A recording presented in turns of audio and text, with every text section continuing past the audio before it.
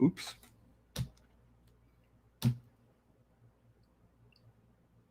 What is up, ladies and gentlemen? It is your friendly neighborhood BJJ podcaster, Rafa Sparso, coming to you live right now. It is 2:09 Best Coast time. We have an excellent guest. We're going to get to him in a second. But before we do, let me remind you guys, if you need to buy new apparel, and listen, I get it. We're all gaining weight here. I'm not talking about you. I'm talking about me. We might have gained what I'm referring to as Corona weight.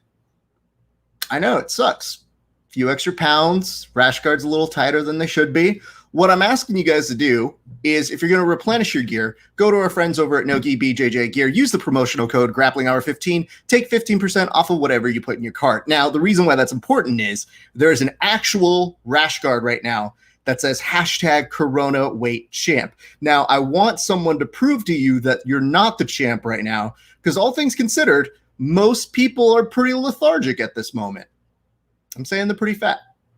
I'm saying people who you thought were better than you might actually not be the same level as you anymore. That's not important. We actually have a real champ here today. And this champion is not just an LFA champ, just a champ in life. Man's 11-0 with a record in mixed martial arts. He seems like an all-around goofy, nice kid. And I want to get to know him better. And I want you to get to know him better today. He goes by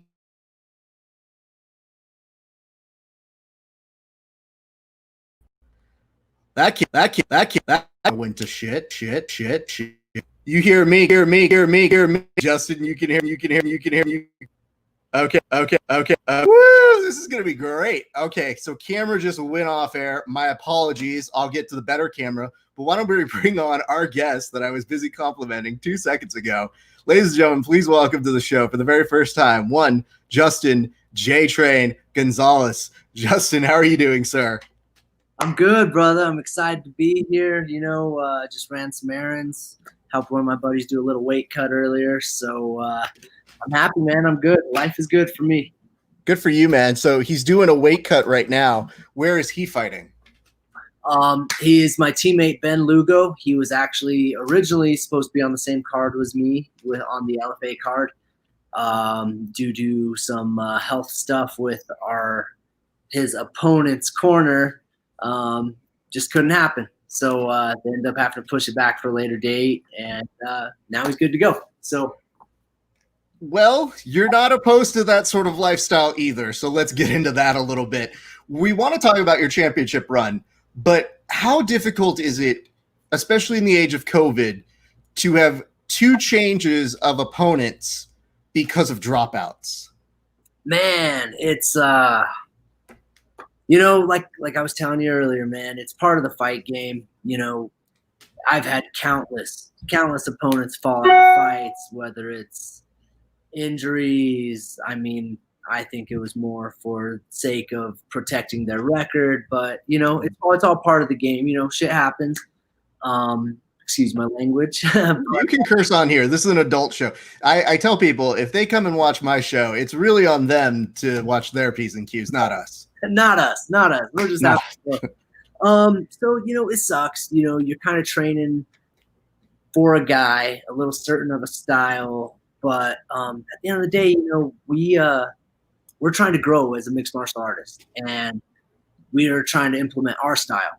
So we don't game plan towards one in particular opponent. So, it was pretty easy to adapt. Lucky for me, they're both southpaws. So it was kind of a lot of similar things that I was working on, and ultimately worked out in our favor. So, it worked out super good. And I want to talk to you about your fight. But before we actually get into the qualifiers of talking about how great your fight is, I wanted to compliment you on the biggest thing that I never see fighters do, which is not only did you get excited about winning, but then you pointed out each one of your sponsors individually to the camera, to which I said, you know what? Most people don't do this. They don't give shine time like that to their sponsors. That's a good sponsoree right there. Thank you. I really try to take care of my sponsors, man, because they take care of me. And, without them behind the scenes, it would be really hard to do what I do. So I got love for them. Huge love. And plus I just had the opportunity, we were sitting there where there was a little bit of time to fill in the space. So we were hey, yo, what's up? Check this out. Check this out. I was like, Because most guys end up just punching the camera in the air and like shadow boxing with it. And I always think that's kind of a giant waste of time. Or they like yell something at the camera that you can't hear because of their mouthpiece, or just because the camera's away and the commentators are usually speaking. So for me, I said, that's the best use of time. Good for you.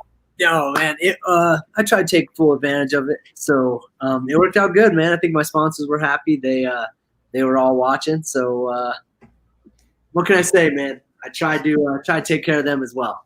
Let's talk a little bit about the actual fight. So walk me through the fight. It went 4 rounds and you were able to get a stoppage in that 4th round. But I want to hear you take me a little bit of kind of round by round what was going through your head. So first and foremost, what are you thinking before you end up taking the cage, sir? It's funny, man. I tell people this all the time, and I'm a little scared. I'm excited. I'm nervous. I'm ready to kill this dude. I'm like, there's so much. It's a lot.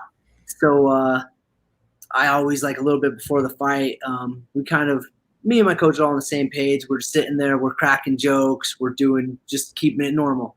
And then there comes a point where I'm like, all right, hey, yo, let's zone in. And at that point, it's like, all right, no more cracking jokes, no more. It's time to get game ready, man. So I walk out and I'm kind of like, yo, what am I doing? Why am I doing this? I don't have to be here. You're scared. You're a little nervous, man. It's exciting. This guy's coming to hurt you. But then at the same time, I'm sitting there like, yo, all right, let's go, man. We're going to put this fucker down. And just a little mix of everything in between, With this fight in particular, there wasn't any fans. So that was really different. It was the energy level was really low. Just the atmosphere, you can feel the energy in the room, and without there being any fans, you didn't feel that. Normally my parents, I always see them as I'm walking out. My brother, he's always there. For the most part, it was cool. It was different. Just kind of calm, kind of relaxed. And I was like, yo, let's go. Let's do what we got to do here. Maybe a little too relaxed for my taste, but it was still really fun. Just like, don't have to worry about all the extra BS. Just me, you. Let's do this. I got to ask though, you kind of strike me as somebody who can play to an audience well. Is it a little harder in the sense of like in between the rounds? Because I think when you're actually in the rounds, you focus at the task at hand. But I think that in between the rounds is where you tend to get energy from. And I'm a performer myself, so I know when I do comedy and there's that kind of lull in between the jokes, it's like, all right, here's where I do business. But when you get that laugh, you get that energy. I always wonder if that's similar for you when you have the moments in between the rounds. A little bit. I try to keep it pretty casual, man. Me and my coaches in the corner, they just understand. They know how to read me. If I'm calm, they're calm. But they know it's time. It's like, so for example, man, first round's over. Like, hey, dude, how you feel? You feel great. I mean, you're looking good. Let those hands fly. And I'm like, yeah, that was a fun round. This nonsense. They're like having a blast. Let's go have some fun. And then just little things. They're like coming into the second round. Get a little play-by-play for those of you who did watch the fight. I got caught in a series of submissions that were a little dangerous, man. He almost put me away. So had to fight through it, overcome some adversity. Come back into the corner that second round. They was like, just breathe, man. Hey, you made one mistake. That's how bad it went. You're fine. You want to take this guy down again? Take him down. But just be aware, you can't do that same stuff. All right? But they're like, I don't see why. You're pumping this guy on your feet. And I'm no dummy. I understand. I get it. So it was kind of just like, dude, just keep fighting. You're fine. And they told me that, hey, it's 1-1 right now. Go get his ass. I was like, all right, cool. I can do that. So it's fun, man. In between is just, I like to keep it pretty mellow, man. My coaches know when it's time to fire me up, and they do a good job at it. So I just I feed off of their energy too. And as for the fans not being there, I kind of get in this tunnel vision anyways, I'm pretty. It's a weird thing to explain. It's like, yo, man, I'm in there for one reason. I'm here to put this guy down. So that's kind of what I'm focused on, you know? The reason I asked that is because I felt in that fourth round, and again, full disclosure here, I didn't know I was going to interview you then. I was just watching that fight because, one, I'm a goddamn professional, and two, like, I had some friends fighting on that as well. So I was like, oh, I'm going to stick around and watch the whole thing. I saw you in that fourth round, and my observation as just a casual observer who didn't know you was, man, you look so calm in that fourth round. I was like, I think you're going to put him away. Like I read how you were looking at your coaches in between there. And to me, you had a very solid look of composure. And then sure as shit, man, like just you pushing him up against the cage towards the end of that series there. I was like, dude. And even then, just looking at you embracing it and then being very, very happy. And it was almost like it happened so quickly. So walk me through what your interpretation of that last round was. I guess let's start it from the third round. Okay. Third round, I knew I hurt him. I knew I was putting some damage on him, and I could just slowly see his demeanor kind of changing. He started to breathe heavier. I see him in the corner, hands on his head, hands on the cage, and he's kind of starting to break, you know. You just can start seeing these signs. And so we took the round. The coaches told me, man, they're like, look at him. Look at your opponent over there. You're fine. And they're like, I mean, my own coach always tries to get me to talk. He's kind of based on how I'm talking. Am I clear? Am I stuttering? Am I, you know, things like that. Little things like that. You can tell a lot from a fighter. And from what he told me and from how I felt, I mean, it was like, yo, we're not even tired, man. If this goes to the fifth, it goes to the fifth. But go get on his ass, man. Look at him, you know. So I was like, all right, cool. Just kind of onto that same thing of a casual talk between us in the corner. Analyze, let's break it down, and let's go get him.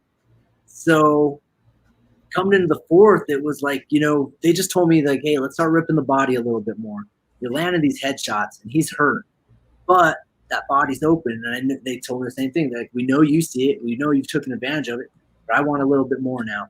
So that teep kick is something we've worked on for a while, and I've used it. I've kept it in my arsenal, but I've never really had to pull it out like that before. So, and it was there, man. He was just kind of covering his head up, and it just made sense, man. So ripped it, hurt. I felt it. I saw him quench. I saw him bend. So I was like, okay, he's almost done.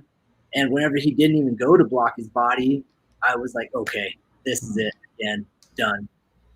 Felt it, and that's whenever it was like, okay, just jump on him. The ref's gonna stop it. You know, you could just tell, man. You can see in there. It's you're face to face with this guy, and just you see him starting to. Things aren't going his way. He had his one shot, he blew it, and clock's ticking, man. He's crumbling little bit by little bit. So that's pretty dope, man. And I mean, I think what you're speaking as well is not just the experience of being in that round, but I mean, dude, you get 20 wins. You have a 20-win streak with all of your fights. And like, you know, 11-0 is impressive. 20-0 is one where when you say, you know, when they're breaking, you know, when that you've kind of got that there. I think that comes from just that wealth of experience that you bring all the way to this. So what did it feel like to you to actually get this win, which then gave you this championship? You know, it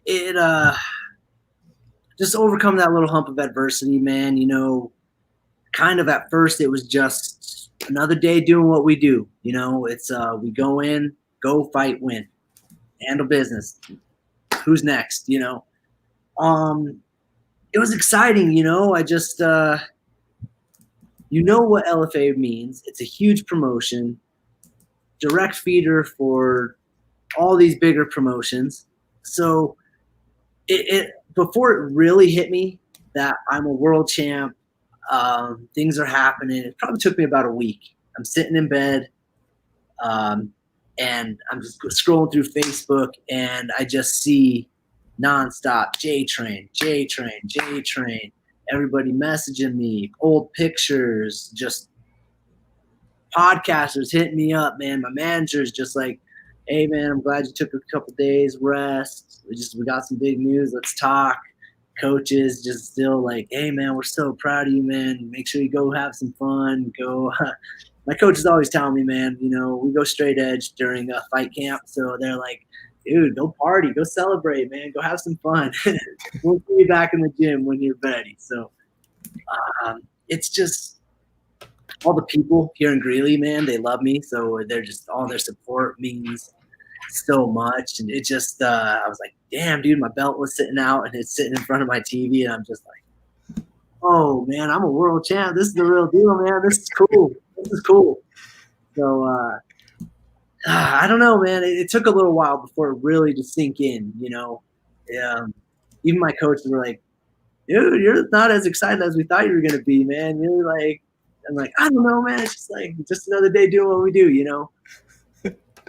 I mean, that bodes well for what comes in the future anyway. You know what I mean? Like, I know it's never easy to, you know, not acknowledge what's happening. Like, you want to be in the moment, but at the same point, I'm sure you have even bigger ambitions. You want to keep this train going. So for you, it's like nice to acknowledge it, but then it's like, yo, dude, you got to already be looking to the next thing. And that's a good thing to be at.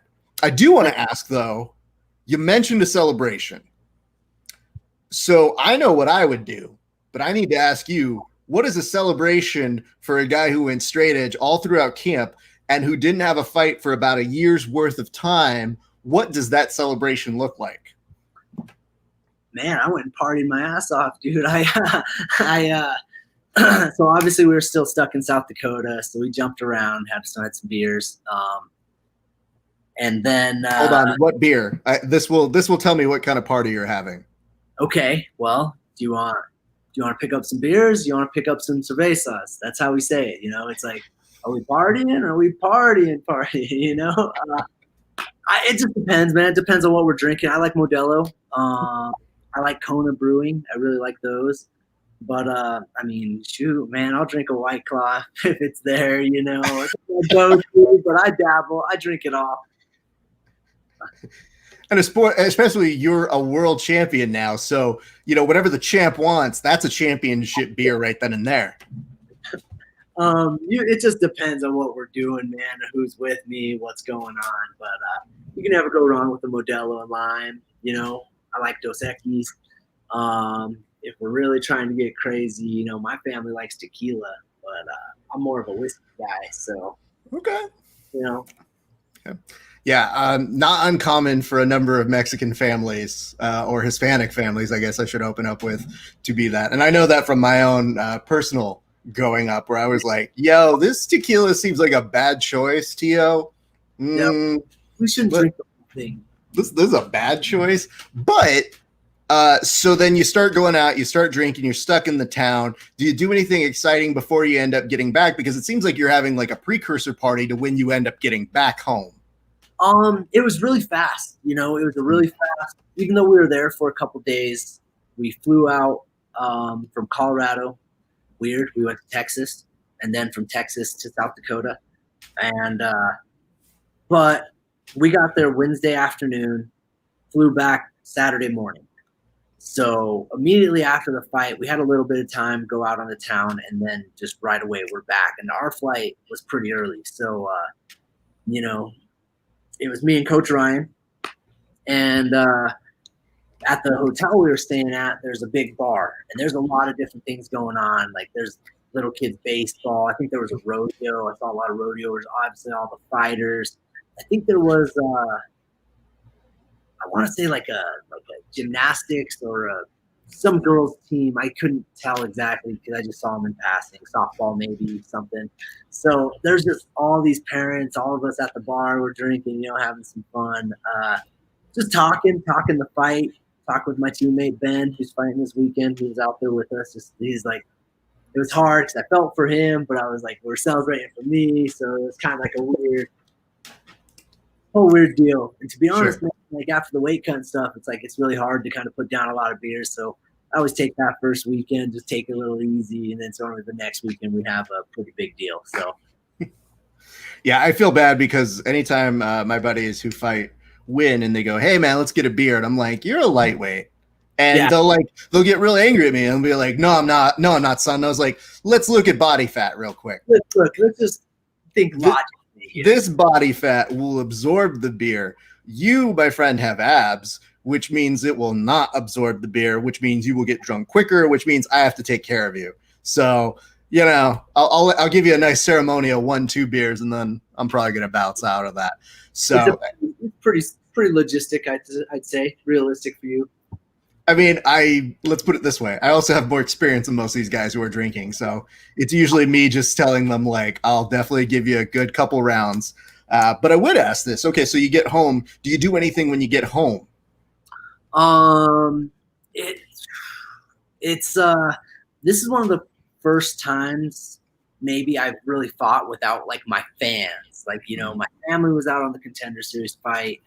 Normally they're all there waiting for me. It was funny. My dad and uncles and my brother were all going to come out anyways. Even though they knew they couldn't get into the fights, they were going to drive the RV up, sleep in the RV, and just be there ready to celebrate after. They ended up not doing it just because it was like just a far trip to come. We're not going to watch the fight and stuff. But I made a point, went to my parents right away, showed them the belt, gave my mom a hug and kiss, just told her I love her, told my dad I love him, thanks for everything, and shared the belt, shared it with them, and I was just kind of hanging out, man. I was really tired, just getting up early, being out late, getting through the fight, the cut. So after that, it was Saturday, so it was who was fighting that night? July 11th. It was a big fight card. I can't remember who that is. Your July 11th, you're talking about Jorge Masvidal and Usman. Yes, that was it. Yep. There was Volkanovski, Holloway, and was it Thug Rose? And I believe, yeah, I think that's a fight. You know, it's really hard to tell at this point is because of Corona, this whole like chapter of summer fights has all just been one giant card. Yeah, absolutely. So we had some friends who were having a barbecue that next day. We're real good friends. We've known them for a long time. So everybody's out at their house. They're swimming in the pool, getting drunk, chilling, eating some good food. I show up. I'm all beat up, and they just lose their shit, man. It was awesome. Felt good, dude. Just plus, like, you know, with COVID and just training, you know, I didn't see everybody for a while. So it was just it was fun, man. It was cool to see everybody. The little kids think I'm cool. Just Justin, come here, show me your belt. I'm like, I love it, you know, it's cool. And then besides that, man, I just hung out with my girl, you know. It was during camp, man, I got to be a little bit of a different person. So I kind of put her on the back burner. So I always like to make up for her and just take her out to dinner, take her out to do something fun, you know. So stuff like that, you know, get with the friends. We'll always make a plan, do something. There's a couple bars here in town that are still open, so we jumped around. It was good to see everybody from town. They all treated me very well. Let's just leave it at that. No, okay. Well, good to know.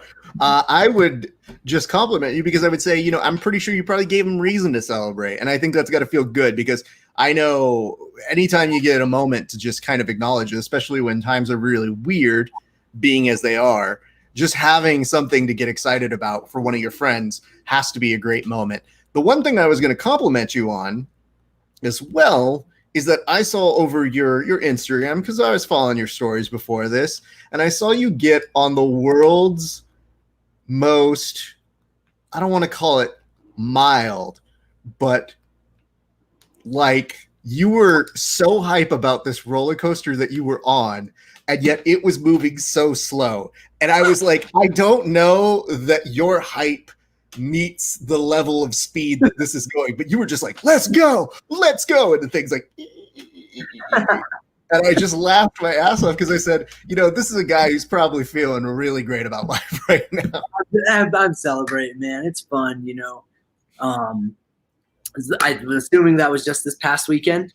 Well, unless you were going out and do this multiple other places, you're hitting up like, oh man, now that was Six Flags. Then there was Disney. I got into all the places you're not supposed to go right now. So we were supposed to go to Glenwood, and for those of the followers who don't know, Glenwood is like a really fancy, nice kind of a vacation-y spot in Colorado. They got like the hot springs. They got like a mesa with a carnival, like a not a carnival, like an amusement park up there. So, but in Colorado, that's one of the biggest fires going on right now is in Glenwood. So that got postponed. Obviously, we decided we're going to go up to Steamboat. Those of you who don't know, Steamboat is pretty similar, same concept. Really, really great skiing, snowboarding. During the summer, they have like bands and like little stuff for you to do. So on my story, this thing is so slow, and it's taking me up. It's a mile up. It takes you, and so it takes probably about 10 minutes for this thing to get you up there. And I'm like, they say no phones. I snuck my phone out. I was taking videos of everybody. So I was just having a blast. It was fun, just knowing what's coming around that corner when I get past that last hill. And then it's fun. They let you control how fast you go on it. So really, forward and came hauling ass down this mountain, man. It was crazy. I just laugh because I know that they probably tell you to put the phones away, but y'all fight in the cage for a living, so you're going to do your own things that sometimes you just feel like doing.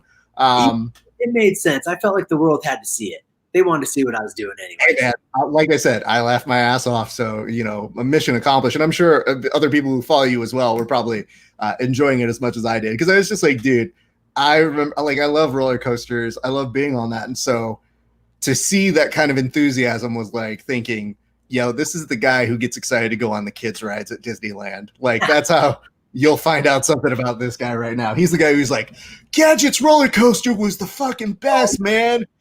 It was awesome. I'm all about a good time, and more often than not, I'm busy in camp or I'm fighting. So whenever we get time to go do stuff, I take full advantage of it. As you should. So let's talk a little bit about this, because I was curious as well to know what the win meant, because right now we're watching all these people with Dana White's Contender Series. You were on that last year. You won, but that doesn't necessitate you going to the UFC. So was there a sense of satisfaction in saying like, hey man, it didn't happen per se, but the next fight that you had, you made a huge statement in it? Absolutely.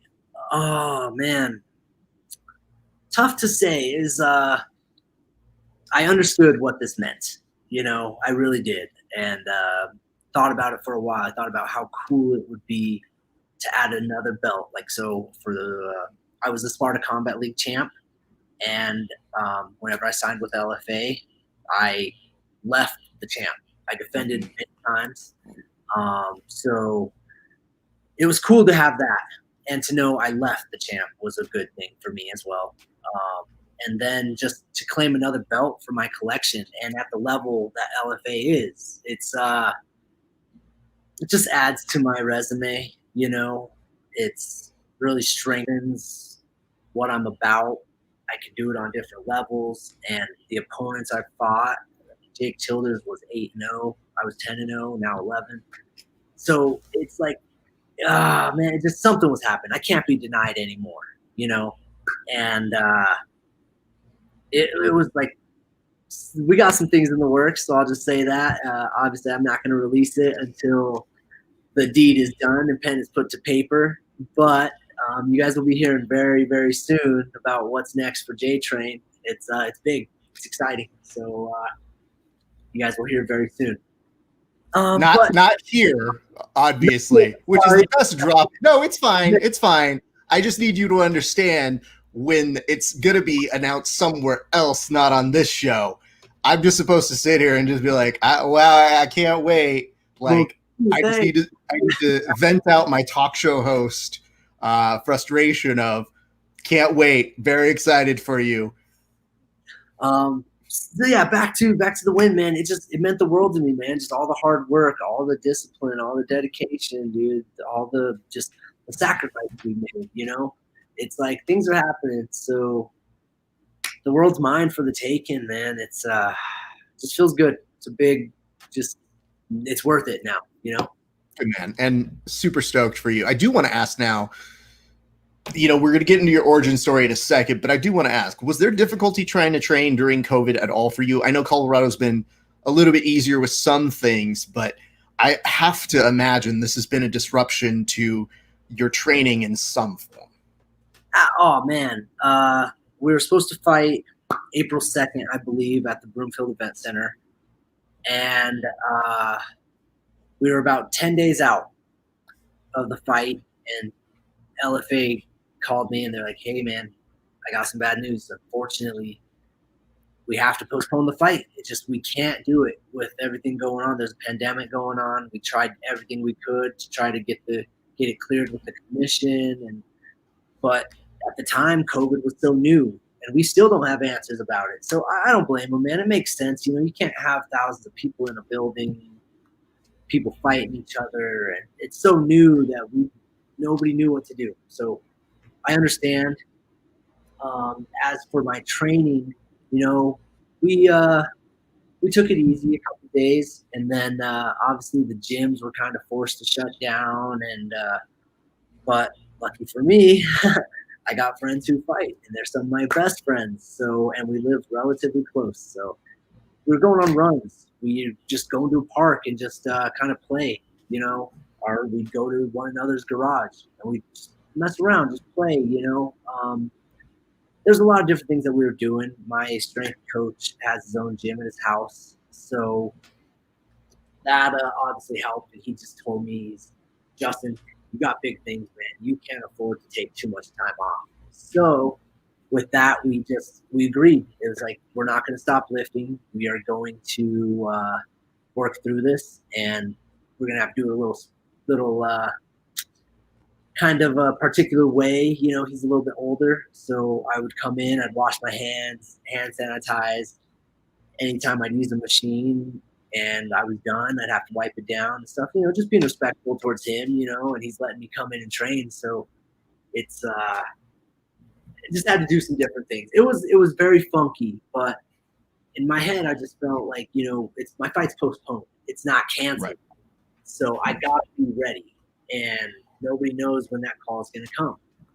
So it was, for me, I felt like I was getting ahead while everybody else was kind of plateauing, so worked out really well for me.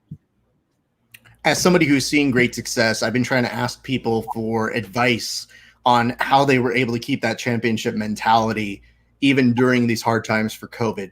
Do you mind sharing any insight that you might have? Like, how are you able to keep that mentality during what many would consider a very difficult time? It's hard. It's a really hard thing to do, I think I kind of lucked out, really. Just my life, my job was considered essential. So I was still working. I had a coach, I had partners who were still not only wanting to train, but willing to train. So it's find ways. If you want something bad enough, you will make it happen. And I want to be a world champ. I want to be the best to ever do it. So if you want it that bad, it costs you, what's a pair of shoes? I don't know. You can probably get a cheap pair of running shoes for $60, and you can go outside and run. You can go shadow box on your own. Watch some videos, watch some film. There's a lot of more things that you can do. You don't need a partner necessarily to train. It might not be the training you want, but you can find ways around it. So it's just, in a time like now, we need some positivity. So find what drives you and go do it, man. It's, look how it worked out for me, man. If I can do it, you can do it. So. Good man. Yeah, I was finding I was the very little jiu-jitsu training I would get, I would literally just do abundance of tape training. And I would literally watch film review with the smallest of things and said, hey, listen, I got to make the most out of this. But, would I prefer to have marathon rounds every single day while we're all off? Would be nice, but, it's going to change things. And I don't want other gyms to get in trouble either. So it's kind of like, hey, the low amounts of training that I can get, I'm thankful for, I'm helpful. And it's just, and I'm only a professional hobbyist. I'm not a professional athlete, where it's like, it is within your job description to stay ready.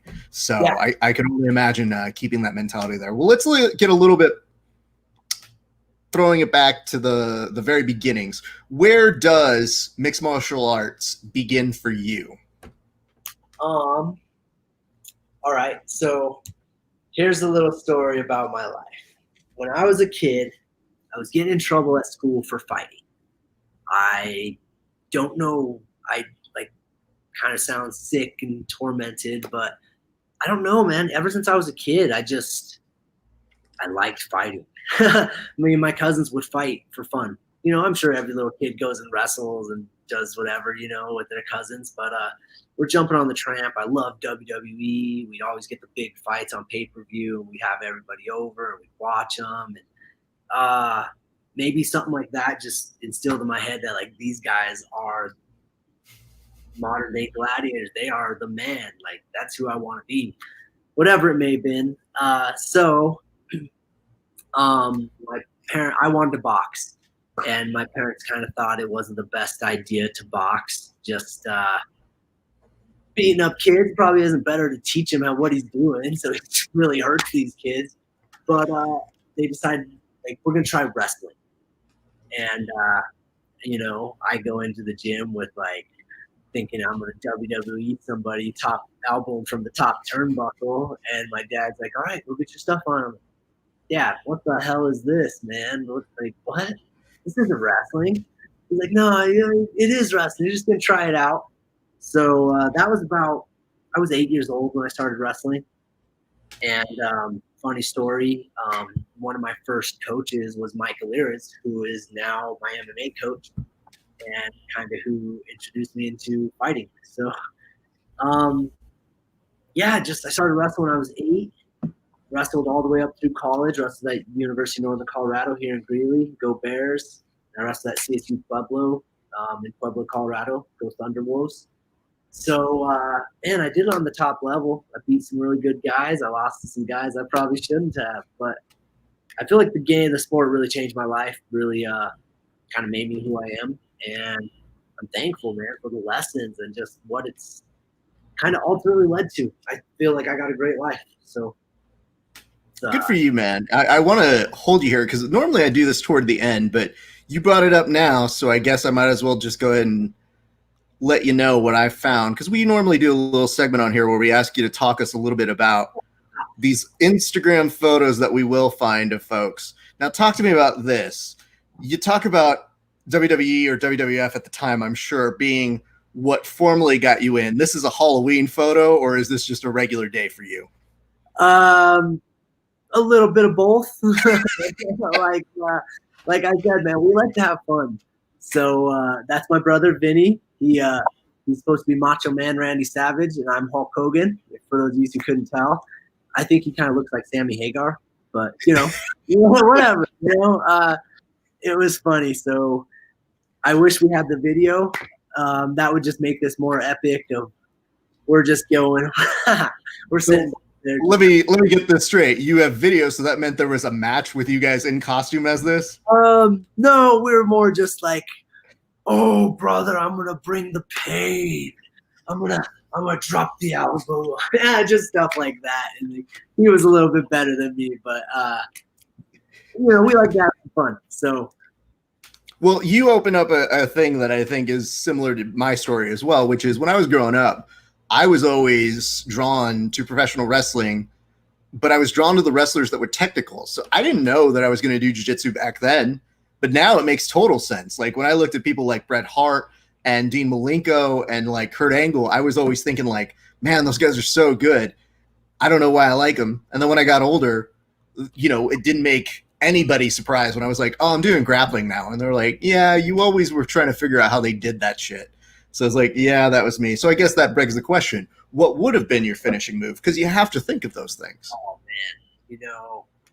If I stick with the name J-Train, I probably would have made like power bomb off the top turnbuckle, call it like the train wreck or something. I think that would have been a good one. But I was always a fan of either Stone Cold, The Rock, Goldberg. I used to like NWO. Red and Black, obviously. Those guys were the shiz. So I got a lot to choose from. Fair enough. I'm just saying, you're a smaller guy, so I don't know that you're going to get a power bomb as a finishing move. But I like that you're dreaming big here. You know, maybe just a frog splash. That's always a classic. People like that. I'm very pleased that you've spent time thinking about this. But yes, that was going to be something I was going to bring up later. Though obviously that's got to be pretty fun. Did you ever end up trying to do the moves when you were in the wrestling setting? Because I do find that's a problem where people who grow up with the professional stuff first, when they go into the wrestling room. When I was at UNC, you know, I would always start these talks with people just about the old school wrestling days. And before, like, we'd always meet and we'd have a quick meeting and then we'd have our practice. So, you know, we're all in there, shoes on, ready to go. So I'd always like grab somebody, like grab our heavyweight and stuff, and we'd like choke slam me, or we'd just mess around. I'd see if I could like crawl all over his body, just like try to make it look cool. So I was like doing a somersault, spinning him, and he'd like do a flip for me. So, but one of our heavyweights at CSU Pueblo at the time, good friend of mine, some of you may know him as Otis Dokovic. He is a big-time wrestler now for WWE, so he's doing pretty good. And when he told me he wanted to be a professional wrestler, I didn't believe him. I thought he was messing with me. But looking at that guy now, it's kind of cool. So it was fun to talk wrestling with him. Is it weird to see him now just blowing up? I mean, dude, they're giving him huge storylines now, so he's not just doing good; he's doing really well. I'm happy for the guy, man, because, you know, knowing him and just seeing what he's doing now, and similar, he's making his dreams come true, and he's doing it on a big time level. So it's cool. It's cool to see. It's like, I don't know, kind of, you see people say, like, dude, I saw your fight on TV, man. That was so cool. It was like, dude, Odin, or his real name's something else, but I'm just gonna leave it at that. And he's like, I'm like, bro, you're doing it big, dude. And like, he's got I don't know that girl who's with him, but she's a smoke show, and he's with her, so it's going good for him. And I mean, maybe you're not thinking this outright, because they always try to blend those two things, but they only tend to bring in champions. And I'm just saying, you got a belt now. You're a legitimate MMA star. You're going to continue your rise and ascension. So who knows, man? Maybe in the future that door could be open. Just saying. TNT, what's up, bro? So I'm going to come back to a number of things about your history, but I want to ask, how does one get the nickname J-Train? Because I've seen it in some forms, but when I saw you, I go, yeah, I think this might actually make sense. What's going on here? A lot of people think that I got my fight name from the way I fight. Not super fascinated by trains, even though trains are pretty remarkable machines. You know, a train goes down, it's going to take out a whole city. It's really bad. But in college, UNC days, there was a show called The Jersey Shore. And we used to always get together on Sundays, and we'd one time they had this call in, text in, and you like talk with the cast. And you just tell them, like, I'm a guy, my name's Justin, I go to UNC, I like to party, or something like that. And they're sitting there on the show, and they're like, they're talking about it, and they're like, you know what? Your name's J-Train. J-Train. They send it back to you, and like, so we're all watching, and they're like, J-Train, oh my God. I just loved it, lost their minds, and it stuck. I got a couple other ones, but J-Train is probably the main nickname I go by now. So that came as a direct result of the actual Jersey Shore cast is where the nickname came from? Yes. Yes, it did. Wow. All right. You know. I had guesses as to where it could have come from. And I said, you know, I'm not going to research it. I'm just going to ask him on my show. I didn't know that was the direction we were going to go. It's funny, man. I tell that story and people like, what? That like, it blows their mind. I'm like, I know, it's awesome, right? And they're just like, huh, okay. I mean, hey man, it just shows you lived a very, very different life about 10 plus years ago, where you would have been calling in, and more importantly, that it would have stuck because most people get an unfavorable nickname. Like you're not supposed to choose your nickname. Someone else, like your teammate's supposed to pick it. But you're telling me like Snooki, JWoww, and the situation came up with your nickname. Yes, exactly. Pauly D, Vinny, there's another guy I can't even remember now. It's so long ago. Yeah, exactly. They bonded together and came up with yours truly. So I'm curious to ask this as well, which is, this is again our grappling side. You were obviously doing wrestling. When did you know that you fell in love with grappling or jiu-jitsu or mixed martial arts, I guess, in general? Because there comes a day when you realize, hey, listen, this is fun, but most people do it as a hobby. Where did you decide you wanted to make this as a career? It's funny. Man, I loved wrestling. My dad took me to that practice. I went for a week. He's like, you're going to try it for like a week, 2 weeks. And, you're going to give it your all. We're going to go. And if you don't like it, you don't like it, but you're going to try it. So, and man, I was just, I was good. I don't know. I just tough maybe. Just used to make little kids cry all the time. And I was a big crybaby too. So, I don't know, man. It's even my first fight. I had no intention on being a professional fighter. It wasn't my goal, wasn't my thought, wasn't nothing I wanted to do. But me and my good friend from UNC, Sam Bauer, Big Show, love you, brother. We were just like, hey, I got this opportunity. Some of my old wrestling coaches have an MMA gym. Let's go do something different. We're still training, but just different than wrestling. We wrestle all year long. We want to do something different. So we go to the gym and we start training this summer, and almost the end of summer, so it's almost time for us to get back to school and get back. So the coach was like, "Hey, man, you guys are good. Like, we got some stuff to work on, obviously, but you guys should think about fighting. There's one coming up next month." And I was like, "Oh man, I don't know, dude. I don't know if I want to fight." I told my buddy, I was like, "I'll do it if you do it." Okay, cool. Yeah, great ideas. Both dominated. Both. I think he got a TKO in the first round. I got a TKO in the second round. So he always gives me shit about that, but he's a good friend of mine. So I'll let him slide,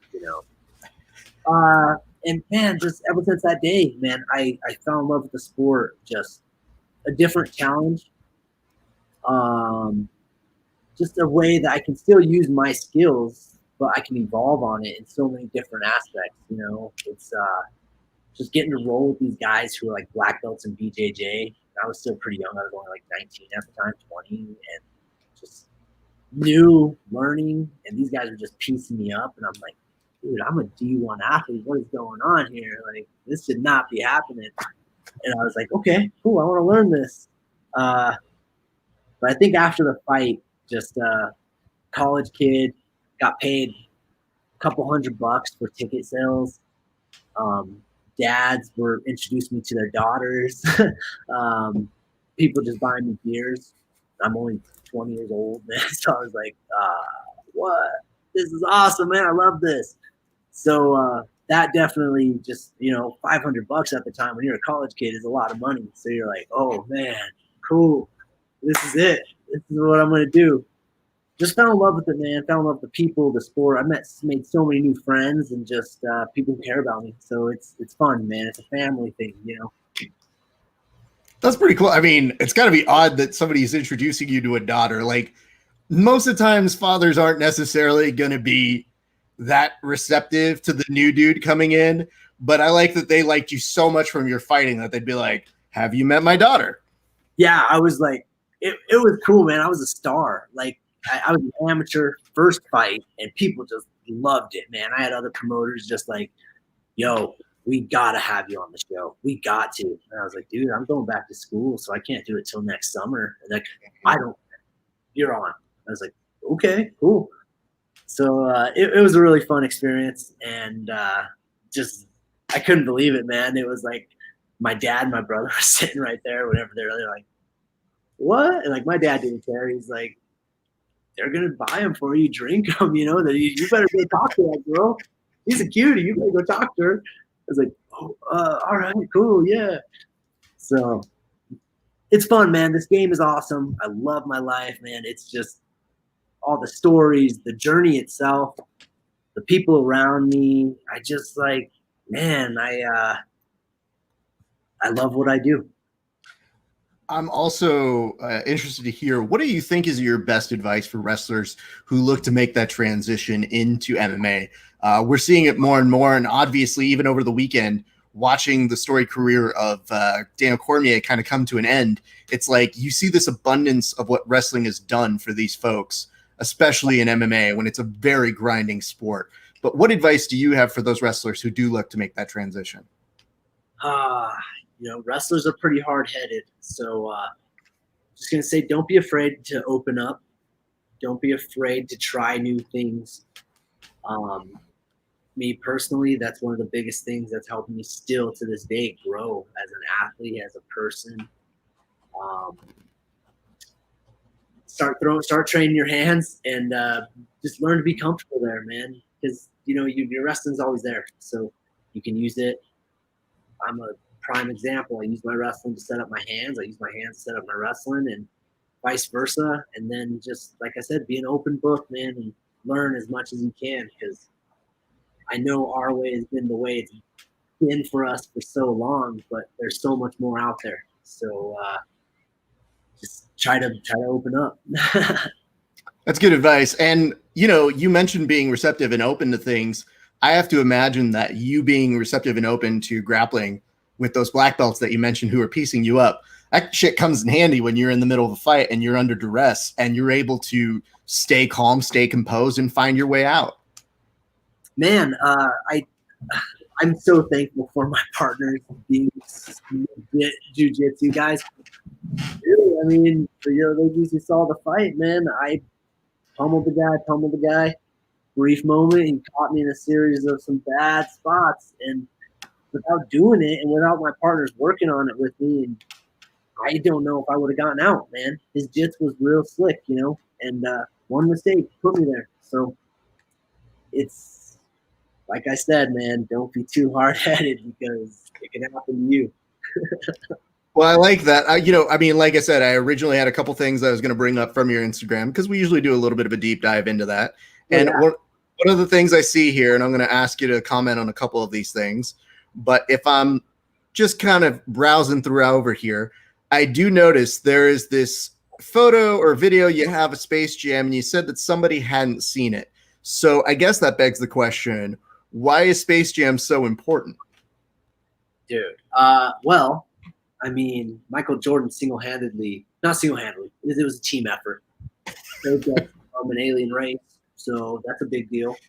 Shortly after the Contender Series fight, I had knee surgery.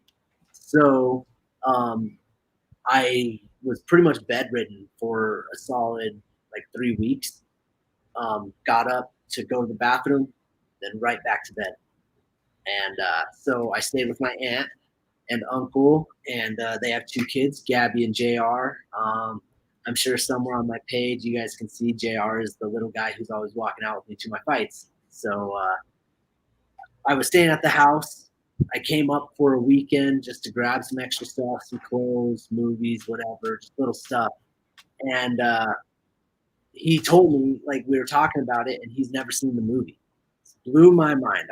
Who in the world has never seen Space Jam, So, and my little niece has never seen it either. So they're like, no, never even heard of it. So I'm like, okay, this has to go down, man. I have to introduce you and show you what it's all about.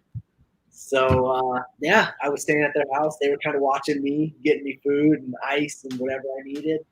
And then I was kind of just the adult figure there while they were doing whatever they were doing. Did they care about it, though? They liked it, yeah. I left the movie with him so he could watch it whenever he wanted. Are you excited about the sequel? I'll watch it. I'm not gonna lie, I will watch it, but I just feel like I'm not a big. I like LeBron as an athlete. I kind of feel like he's a crybaby, So I think Michael Jordan was the man inside the court, outside the court, left a legacy. I just feel like he's on a different level. I look at Michael Jordan a lot different than I look at LeBron. So full disclosure here, I don't really love Space Jam, and I understand why people like it. But to me, I just remember seeing it as a kid and going, yeah, okay, it's not very funny to me, but it's pretty cool that they did this. And when I watched the Last Dance documentary, I've grown up with people all my life being like, I love Space Jam. And I'm like, it's fine, it's fine. When I saw Michael Jordan say, like, yo, I use Space Jam as an opportunity to scout in the middle of the summer my opponents by bringing everybody to come play regular pickup basketball games with me, I was like, oh, I have a real new appreciation for Space Jam. That's the shit move. That is genius to have all of your friends come and play a regular game with you as you're just sitting there being like, uh-huh, yeah, he's going to the left right now. I'm currently watching it now. I just started The Last Dance. So I'm super excited to watch the rest of it. It's just like, from what everybody's told me, it's amazing. Bro, if you don't get more hyped and more motivated watching this, I don't know a piece of documentary or film that can get you more hyped than this. I think just right now. Because, like, I was watching it, and my wife, she grew up in Illinois, so I knew that she watches sports, and I knew Bulls were a very important time to her. But I was watching it without her, and she came over, and she goes, what the fuck are you doing? And I go, I'm sorry, I'm watching The Last Dance. She's like, rewind that shit. I want to watch this. And I said, yeah. And I looked at her and I go, well, you don't ever care about this stuff. You've never even known what a 30 for 30 is. And she goes, I want to watch this. I lived through this. And I got to tell you, man, it was appointment viewing every single week. So definitely do yourself the solid favor and watch that. And there's also, I don't want to say too much, but there's also an Undertaker version called The Last Ride. That's essentially a 5-part thing that they did on him as well. It's up there. He did retire, quote unquote. I just never believe anybody in both fighting or professional wrestling who say they retire. It's why what's the point of retiring if you're just gonna come back in like a month? I mean, the only person who I think I looked at it with some reverence was when Chael did it, because when Chael was saying he was retiring the first time, he kind of did it with this wink, and I go, oh, I'll see you back in 2 years. Got it. What's going on here? Like, it was a pretty pronounced, oh, okay. I want to bring this up. We got a couple more, but I want to bring this one up in particular because I think it goes with saying, you know, given where your future could head, I think this bodes well in the future if you continue to go the way you're going. But this is you hugging a giant Modelo, which begs the question, where's your commercial? You know, you're a decent looking kid. We can get you getting the Brian Ortega treatment right now. Why not? Modelo, let's link up, man. I'm pretty hot right now. I think I could do some justice for you. But, like, this is the shit that makes me think, like, yeah, you make sense. Who else is hugging that? I don't see Brian T. City Ortega hugging a giant Modelo before they do a commercial for him. This, we went out to Lincoln, Nebraska because they had the UFC fights there. Just thought it was a cool way to get out of Colorado for a little bit to go watch our boy Gaethje, Sandhagen, Dober. There was a couple other big names on there, but those were the Colorado boys fighting. So we went out. We were just terrorizing the town in Lincoln, and dude, I saw that thing. I was like, oh man, you got to get a picture with this thing, man. This thing is awesome, amazing. Just I think we had some Modelos back at the house waiting for us. So, you know. And I mean, Dober's the truth, dude. Dober's a friend of the show, and that he's just a monster, man. So I'm glad you out there supporting him. But I do want to ask this because I didn't see a good enough shot about it, but I was looking to see if you had a good tattoo shot. Is this the same tattoo place that you continue to go to? Because you seem to put these guys on shine multiple times on your Instagram. So do you mind telling me what it was you got tattooed during this visit? During this visit, depending, it looks like it was my Archangel Michael. I don't know if you guys can see that. But yeah, that's my dude Garrett Vasquez from Loveland High School. I was up in Greeley. We're about 15 minutes away from each other, 10 minutes. So we grew up kind of knowing each other, good friends, wrestled together at UNC, and just watched him grow from an apprentice to owning his own shop. And now they work with me. I put them on my banners, give them lots of love, RNG Body Art. So they tap me up, man. I just this sleeve is the religious sleeve, so I'm assuming that was either my Jesus piece or my Archangel Michael. Just just my protector, man. He's watching over us, Yeah, that's pretty cool that it's somebody you used to train with or somebody you did train with who is now doing tattoos. Cause like it makes me think like as he's trying to like basically get a good position on you when you guys are training, is he like looking at you and going like, yo, bro, your little arm here looking a little shy. We need to sleeve this up. Whenever we were first going to school, he didn't even tattoo yet. He was always an artist, but never tattooed. So he talked about it, and finally, man, he just made it happen. I almost didn't believe it whenever I was like, he's such the nicest guy, super religious, down to earth. After a tattoo, we always go get some beers, hang out, and just seeing him take off, man, he's hot. Like he's just like, dude, people are waiting months to go see this guy. Him and his partner Ricky. So it's cool, man. They take good care of me. So like I said, man, blessed. The people around me really helped me out, give me some solids. So I can't complain.